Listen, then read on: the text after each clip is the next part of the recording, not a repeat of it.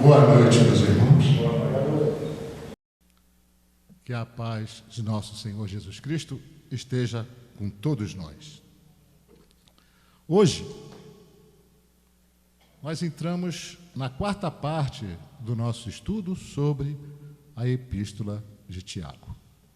E baseado no nosso último encontro, os versículos seguintes, descritos por Tiago, ainda no capítulo 1, versículos 11 e 12, nós lemos o seguinte. Diz Tiago: porque sai o sol com ardor, e a erva seca, e a sua flor cai, e a formosa aparência do seu aspecto perece. Assim se murchará também o rico em seus caminhos. Bem-aventurado o homem que sofre a tentação, porque, quando for provado, receberá a coroa da vida, a qual o Senhor tem prometido aos que o amam. Aqui, gente, Tiago ele fala sobre a efemeridade de tudo que existe no mundo material. E da mesma forma, ele fala do tempo curto em que a riqueza estará nas mãos do homem rico. Porque ele usa aquele termo, murchará também o rico em seus caminhos. Também porque a efemeridade de tudo afeta a todos nós. A riqueza, ela é efêmera, ela é temporária, ela é provisória. A pobreza também é efêmera, ela é temporária. Assim como a saúde e a doença, ambas são temporárias, ambas são efêmeras. O vigor físico, tanto quanto a deficiência física, também são efêmeros e temporários. Como também são efêmeros e temporários a juventude e a velhice. Ora, tudo muda no universo. A gente sabe disso. E a qualquer momento pode mudar. Por isso, Tiago, menor, escreve isso. E ele usa: bem-aventurado o homem que sofre a tentação, porque quando for provado, receberá a coroa da vida, a qual o Senhor tem prometido aos que o amam. Eu costumo dizer que enquanto esse nosso barco espiritual navega nessas águas da inferioridade, que são as águas que conhecemos, nós não podemos esperar muito essa isenção, dos conflitos ásperos que vão surgir dentro de nós. Com o conhecimento do Evangelho, nós começamos a nos cobrar a consciência versus o nosso passado. É um grande conflito. E ainda mais na esfera carnal. Porque toda vez que nós resolvemos melhorar um pouquinho a nossa alma, utilizando os trabalhos que aparecem, utilizando os obstáculos que o mundo nos oferece, ora, nós vamos esperar uma vida fácil? De jeito nenhum. O Mestre nunca prometeu isso. No mundo tereis aflições. Então nós temos que esperar a multiplicação das dificuldades. Essas dificuldades que vão aparecer no nosso caminho, em pleno caminho. Por quê? Porque nós estamos vivendo um caminho de conhecimento iluminativo. E na medida em que o aluno avança na escola, as suas lições, elas não vão ficando mais difíceis. Não é assim que funciona, gente. Quem é professor sabe, eu não posso pegar, por exemplo, um aluno da quarta série e aplicar para ele uma prova da primeira série, o que adiantará isso para ele? Então, à medida que nós vamos vencendo as dificuldades, os obstáculos, as provas vão ficando mais pesadas, mais difíceis, e isso é o natural. É diferente um cálculo de matemática do primeiro ano para um PhD em matemática depois da universidade. É claro que é, não é? Então, contra esse nosso pequeno anseio de claridade, nós temos atrás de nós milênios que nós vivemos na sombra. Então, diante dessa nossa humilde aspiração de crescer no bem, ainda existem séculos e séculos em que todos nós aqui presentes, encarnados e desencarnados, nos comprazíamos no mal. Quem garante que essa não é a nossa primeira encarnação e que nós estamos dando o primeiro passo para tentar nos melhorar? Ninguém garante, não é verdade? E por vezes o aprendiz acredita-se preparado a vencer os dragões da animalidade que lhe rondam as portas. Agora, quando a gente menos espera, Tiago fala isso muito bem. Quando a gente menos espera, aí aparecem aquelas sugestões degradantes que vêm da espiritualidade, que Tiago chama de tentações. Então, quando a gente menos espera, lá vem, entre aspas, a tentação. Aí, quando vem a tentação, a gente sabe que aquilo ali é um conselho errado, a gente sabe que vai fazer algo errado. Então, nós começamos a lutar dentro de nós mesmos. A tentação nos impele para uma batalha persistente. Por quê? Porque essas sugestões degradantes, elas chegam para nós. A gente só vai conseguir ficar livre dessas sugestões degradantes, que são as tentações, como o Tiago Menor chama, é quando nós tivermos a morte da imperfeição em nós. Porque como é que entram as tentações, as sugestões degradantes? A espiritualidade inferior, ela penetra na nossa psique através das nossas imperfeições. Então, as nossas imperfeições são portas escancaradas pelas quais eles penetram. Uma vez que nós fechamos essa porta, por essa vocês não entram mais. É quando eu corrijo uma determinada imperfeição. Então, nós precisamos ser tolerantes. Tolerantes de forma construtiva ao redor da caminhada humana. Por quê? Porque eu só vou ter paciência com meu irmão se eu estiver comigo.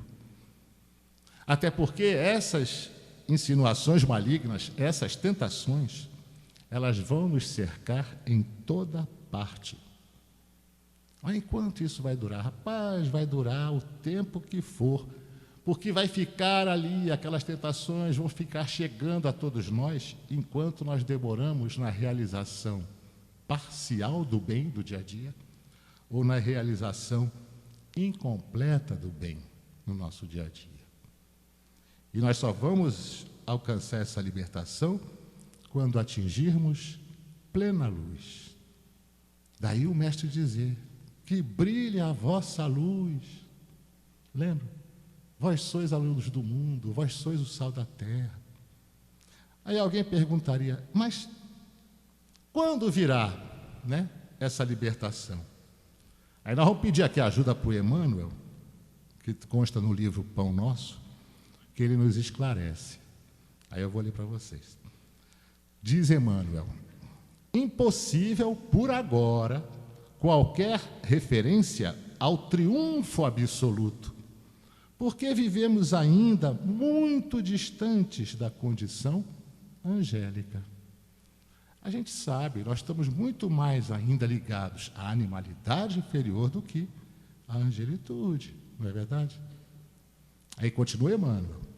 Entretanto, bem-aventurados seremos se bem sofremos esse gênero de lutas, controlando os impulsos do sentimento menos aprimorado e aperfeiçoando-o pouco a pouco, à custa do esforço próprio, a fim de que não nos entreguemos indefesos às sugestões inferiores que procuram converter-nos em vivos instrumentos do mal. Por isso, Tiago diz, bem-aventurado aquele que sofre a tentação, porque a tentação te joga de frente para a tua nova consciência, que é a mesma consciência que foi plantada a lei de Deus. E tem um escritor espírita chamado Jairo Capasso, ele diz que a tentação é a oportunidade que temos de nos livrarmos das imperfeições seculares. Eu diria até imperfeições milenares. Há, portanto, que resistir à tentação. Haja, pois, tolerância construtiva, vamos repetir, ao redor da nossa caminhada humana. Porque essas insinuações malignas, elas vão nos cercar por toda a parte enquanto nós demoramos nas nossas imperfeições. Daí o mestre nos dizer, né?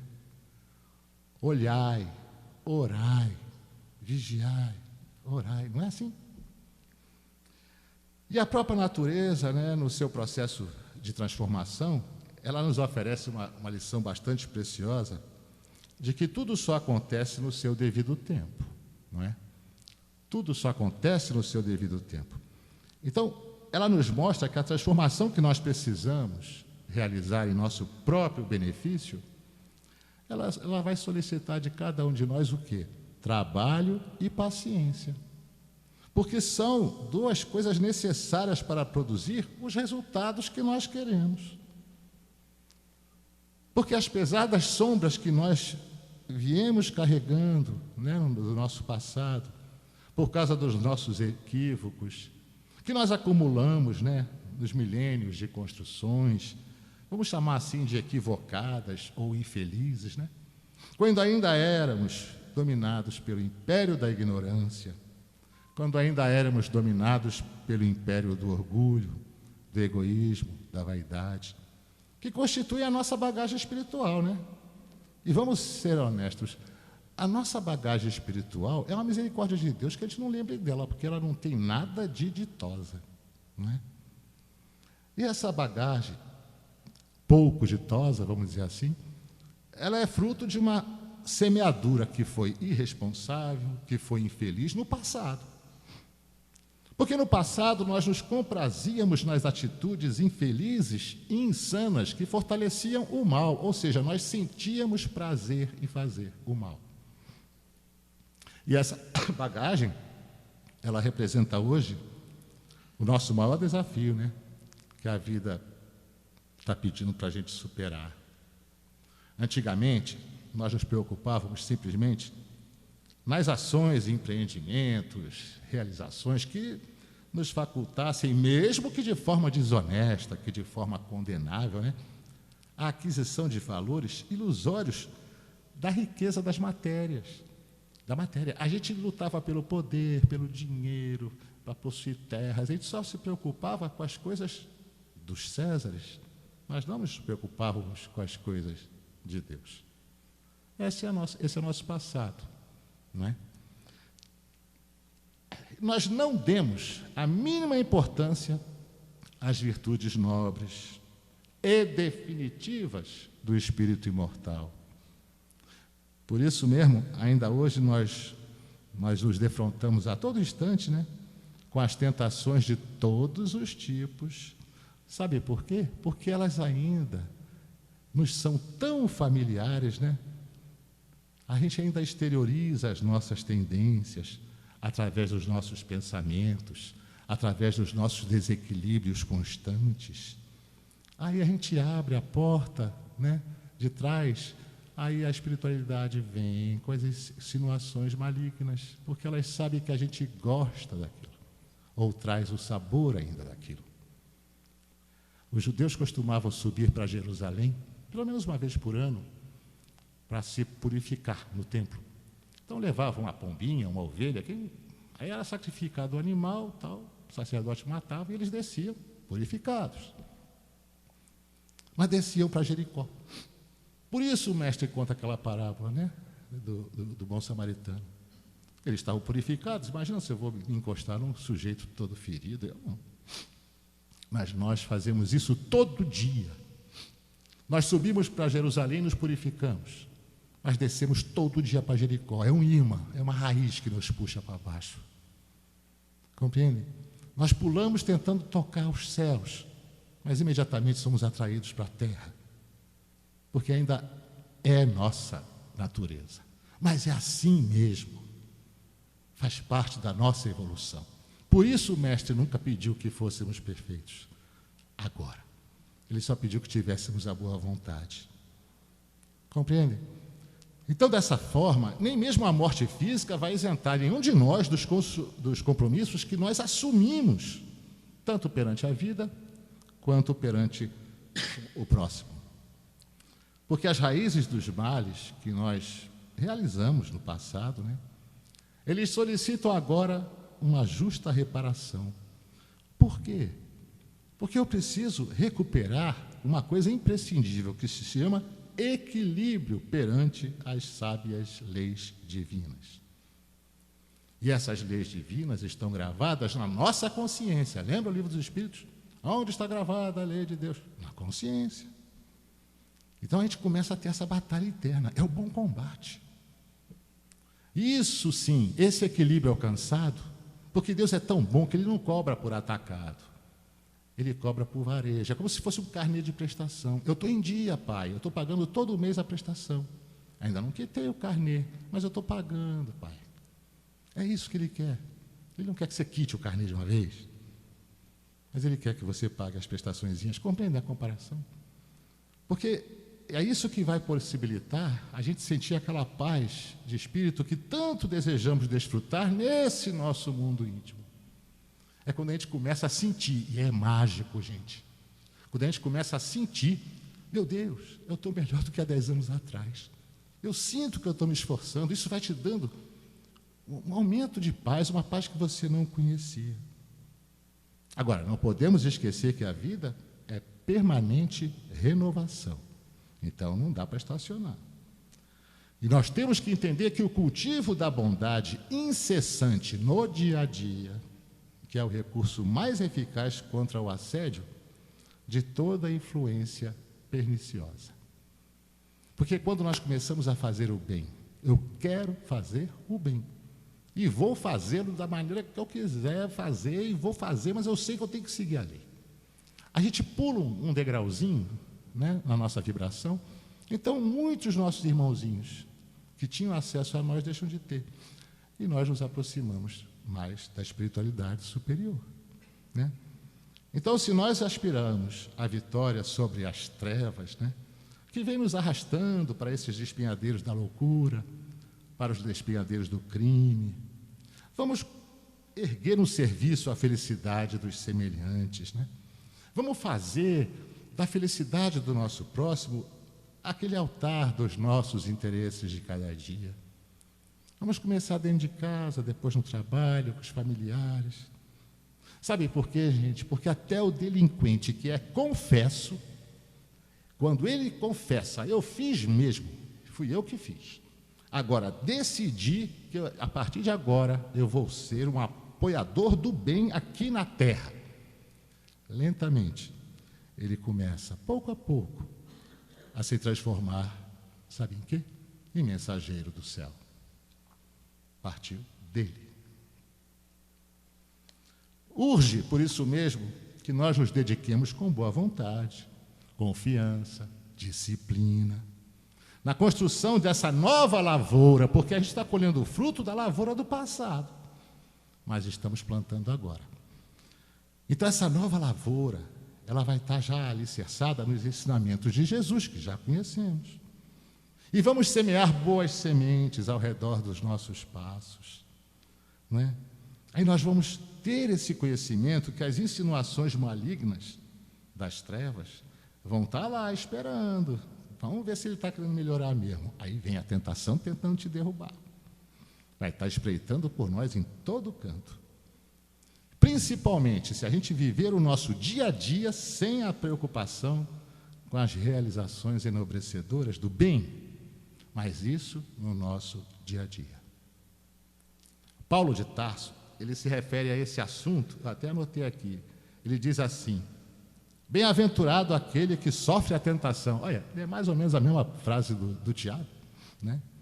Porque Paulo de Tarso entendia também, assim como Tiago Menor, que bem-aventurados serão tantos quantos sofrerem esse gênero de luta interna. É o meu homem velho contra o meu homem novo. Compreendem? Então, buscar o quê? O controle, buscar a superação desses impulsos inferiores do passado e transformar esses impulsos, pouco a pouco, à custa de esforço próprio, claro, não é? Em atitudes enobrecedoras, enfrentando os desafios, encarando as sugestões que vêm, né, da inferioridade milenar. Porque o que eles querem é nos manter como instrumentos do mal. Eles querem nos arrojar, esses irmãozinhos menores, nos arrojar de encontro aos sofrimentos, de encontro à infelicidade. Mas com fé em Deus, trabalhando no bem, em busca da paz, nós vamos chegar lá sim, pelos caminhos que hoje estamos trilhando. Vocês querem uma prova disso? Nós estamos aqui agora, né? Então, vamos voltar para Tiago, ainda no capítulo 1. Aí ele continua. Ninguém sendo tentado, diga, de Deus sou tentado, porque Deus não pode ser tentado pelo mal, e a ninguém tenta. Mas cada um é tentado quando atraído e engodado pela sua própria concupiscência. Depois, havendo a concupiscência concebido, dá à luz o pecado. E o pecado, sendo consumado, gera a morte. Ele explica direitinho. Cada um é tentado pela sua própria concupiscência. Ou seja, são as minhas falhas morais é que dão acesso aos irmãos. Segundo o dicionário, concupiscência é um substantivo feminino, significando cobiça de bens materiais ou desejo ardente de prazeres sensuais. O apóstolo João, na sua primeira carta, ele descreve uma tríade de concupiscências. Ele fala sobre a concupiscência da carne, a concupiscência dos olhos e a soberba da vida. Eu vou ler esse pedacinho que ele fala isso. Está na primeira carta de João, capítulo 2, versículo 16. João diz assim: porque tudo o que há no mundo, a concupiscência da carne, a concupiscência dos olhos e a soberba da vida, não é do Pai, mas do mundo. Ele também entendia isso. Então, esses excessivos e proibidos, vamos dizer assim, desejos do pecador, é que são a fonte do pecado, como o Tiago nos aponta, ao ensinar que Deus não nos tenta a pecar. É claro que não é Deus que nos tenta, não é? Mas ele continua dizendo que cada um, porém, é tentado quando atraído e engodado pela sua própria concupiscência.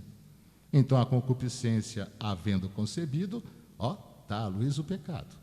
E o pecado consumado gera a morte. Pois bem, Paulo, em sua carta aos Romanos, ele escreveu que o homem natural, o homem comum, ele é escravo das suas próprias concupiscências. Mas que em nossa união com o Cristo, nós seríamos libertados do domínio das concupiscências. Não é isso que Tiago também diz? E aonde é que Paulo diz isso? Rapaz, está lá em Romanos, no capítulo 6. Está escrito, Paulo escreveu: não reine, portanto, o pecado em vosso corpo mortal, para obedecerdes às suas concupiscências. Nem tampouco apresenteis os vossos membros ao pecado, como instrumentos de iniquidade, de maldade, mas apresentai-vos a Deus como redivivos dentre os mortos, e os vossos membros a Deus como instrumentos de justiça. Pois o pecado não terá domínio sobre vós, porquanto não estáis debaixo da lei, mas debaixo da graça. E a gente vai entender isso. Por isso, ele sabia, a gente sabe da história de Paulo, Paulo. Ele sabia que, ele mesmo anunciou, que estamos mortos para o domínio do pecado, quando ele registrou as suas lutas. Também lá em Romanos, já no capítulo 7, versículo 18 e 19, essa frase dele é maravilhosa. Ele diz assim: porque eu sei que em mim, isto é, na minha carne, não habita bem nenhum. Claro, gente, nós não somos a carne, nós somos espíritos. Pois o querer o bem está em mim. Todos nós aqui queremos o bem. Não, porém, o efetuá-lo. Olha, a gente quer, mas quantos de nós, É difícil, Porque não faço o bem que prefiro, mas o mal que não quero, esse faço. Por quê? Porque, na realidade, nós ainda vivemos diante da lei. Quando nós vivemos diante da graça, ou seja, eu já estou buscando meu equilíbrio perante as leis divinas, será muito mais fácil, né? Mas vamos em frente?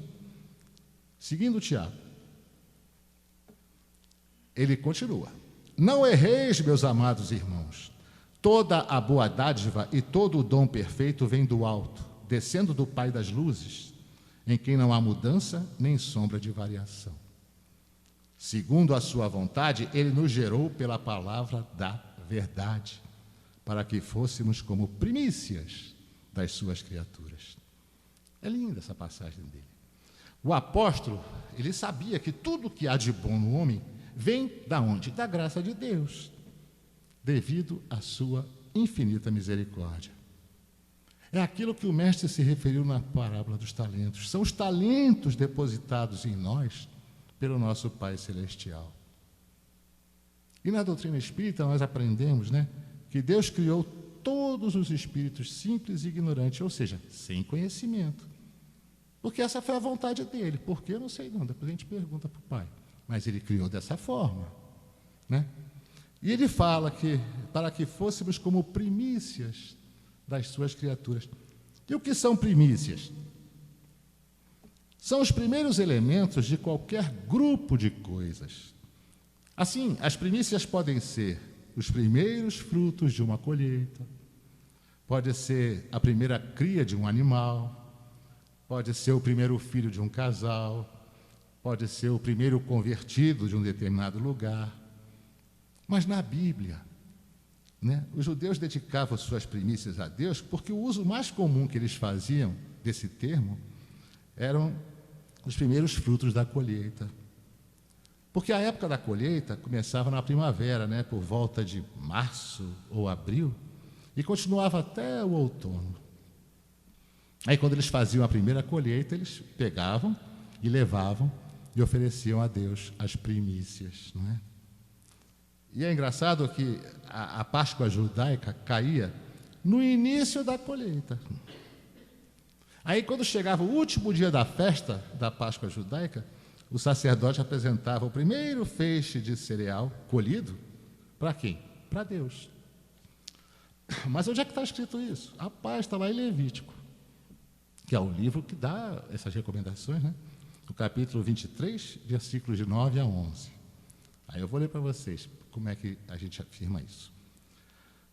E falou o Senhor a Moisés, dizendo: fala aos filhos de Israel e dize-lhes: quando houverdes entrado na terra que vos hei de dar, e fizerdes a sua colheita, então trareis um molho das primícias da vossa cega ao sacerdote. E ele moverá o molho perante o Senhor, para que sejais aceitos. No dia seguinte ao sábado, o sacerdote o moverá.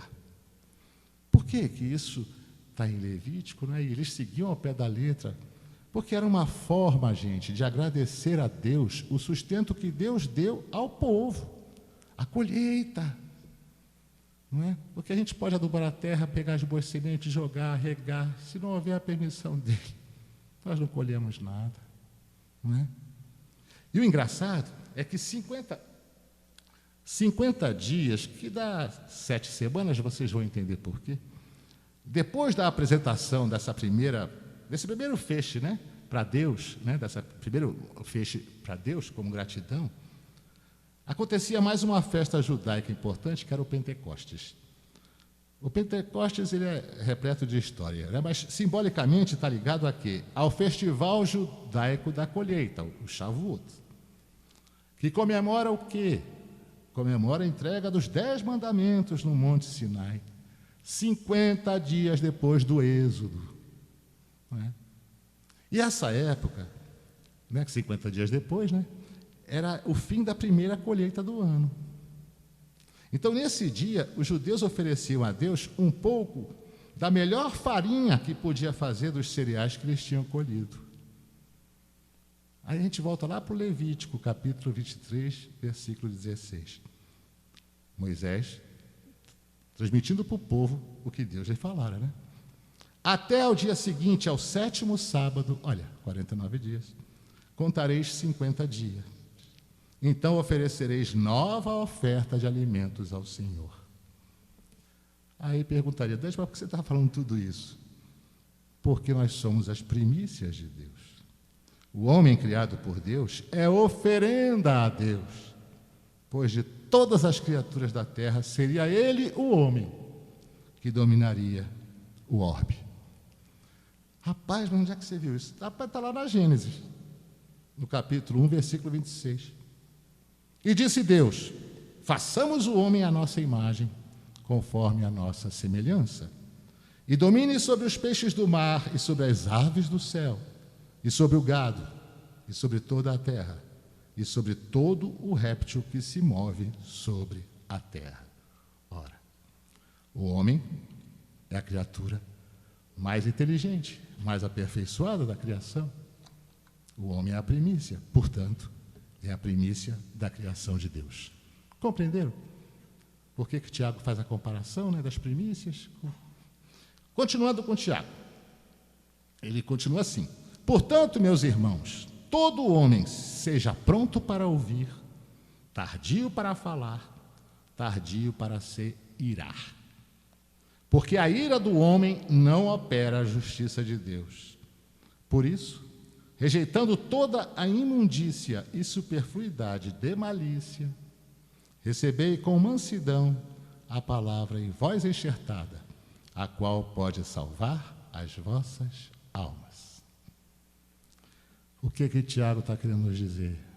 Que nós precisamos analisar o que nos chega através de palavras, através das circunstâncias, refletir, ponderar. Tudo isso junto são modalidades do ato de ouvir. E é indispensável que a criatura esteja sempre disposta, ele usa o termo sempre pronta, né, a identificar o sentido das vozes, não só das vozes dos homens, mas das insinuações malignas que nos chegam, né? E também prestar atenção nas situações que rodeiam a gente, porque é ali que a gente tropeça aqui nas tentações. São as nossas provas. A gente tem que ter cuidado. Porque se nós não observarmos com atenção, mais uma vez o mestre, lembrando o mestre, olhai, vigiai, orai, não é? Mais uma vez. Sem observação é impossível executar a mais simples tarefa no bem. Porque somente, gente, após ouvir com atenção, é que o homem pode falar de uma forma edificante. Quem ouve, aprende. Se ele aprende de verdade, aí ele fala. Quando ele fala, ele doutrina. Mas um guarda e o outro espalha. Mas somente aquele que guarda na boa experiência é que espalha com êxito. Porque não adianta eu ser um papagaio, que eu não sei o que estou falando. Se eu aprendo, vivencio aquilo, crio experiência em relação àquilo e repasso, aí eu estou doutrinando. Compreende o que quer dizer? Porque a gente costuma dizer assim, que não existem cursos espalhados pelo mundo aí, cursos de oratória? Tem muitos. E de escutatória? Vocês já ouviram falar algum curso de escutatória? Então, o Conselho do Apóstolo, ele é, vamos dizer assim, de uma oportunidade ímpar, né? E a gente tem que convir que o homem deve estar pronto nas observações, sempre atento, vigiando, ser comedido nas palavras, e deve ser tardio em ficar irado, em ficar com raiva, não é? Porque o caminho humano, ele oferece a nós, todos os dias, né, a gente vê isso, vários tipos de situações em que nós sentimos a vontade de explodir, de reagir energicamente, né? Não é assim? É uma fechada, é um maltrato numa loja, no banco, não importa. Comentário maldoso de alguém. A gente quer reagir de forma enérgica, mas sempre que possível é útil adiar essa expressão de raiva, né? Deixa para o dia seguinte, porque muitas vezes surge aquela ocasião que você faz um exame mais sensato do que aconteceu e a razão de você ficar com raiva desaparece. Sabe por quê? Porque a gente a gente tem que ficar vigiando a nossa reação. Nós sofremos muito mais pelo modo como nós reagimos ao que nos chega do que a própria coisa que nos chegou. É o modo que você reage que vai dizer, né, o quanto você vai sofrer ou não. Então, a gente tem que ter em mente que todo homem, a gente sabe que nasceu para exercer uma certa função, uma função definida. Então, ouvindo sempre, pode ficar certo de que atingirá serenamente os fins a que a gente se destinar. Mas falando, e falando até demais, é possível que a gente abandone o esforço no meio do caminho. E se ficar com raiva, rapaz, aí você não vai realizar nada. Porque com ódio, com raiva, com rancor, nós não realizamos nada. Então nós temos que vigiar nosso comportamento em relação às outras pessoas. Porque muitas vezes nós não sabemos ouvir, só falar. E todos nós aqui conhecemos pessoas, se é que não somos uma delas, em que alguém vem conversar conosco, a pessoa está no meio da frase, a gente já corta e já coloca a nossa frase. A gente não deixa ela nem terminar a frase. Como se o que ela fosse falar não tivesse importância alguma. E pior, muitas vezes o assunto totalmente diferente. Como se você não significasse absolutamente nada, tão mundial para ela. Não é assim? Nós conhecemos gente assim. Então, quando alguém falar conosco, contando um caso, ou até mesmo algo pessoal, nós temos esse hábito de interromper. Até porque, muitas vezes, nós fazemos isso por impulsividade e não deixamos o outro falar. Então, temos que começar a trabalhar isso. Porque saber ouvir é uma virtude. É uma virtude que nos adianta muito, nos leva à serenidade, nos leva a tanta coisa boa, gente. E a prova disso é que nós temos 2 ouvidos e uma boca, né? Mas parece que a gente tem 2 bocas e nenhum ouvido. Então vamos exercitar o ouvir. Dessa forma, nós vamos estar exercitando também a paciência. E nós vamos estar dominando um diabinho que vive dentro de nós, que é essa impulsão que temos por falar demais. Quando ele diz, recebei com mansidão a palavra em voz enxertada, a gente vai deixar isso de surpresa para o nosso próximo encontro. Então, finalizando a parte 4, nós vamos ver que Tiago, durante a epístola dele, praticamente 1/3 da epístola dele, é sobre o mal que nós causamos a nós, ao próximo e ao mundo, por que não? Através da língua. Como é uma arma difícil e mortal. A gente tem que entender isso, gente. Ouvir sempre, estar preparado, observar o que acontece no nosso dia a dia, dosar o tom das palavras, ouvir o nosso irmão, reagir com serenidade.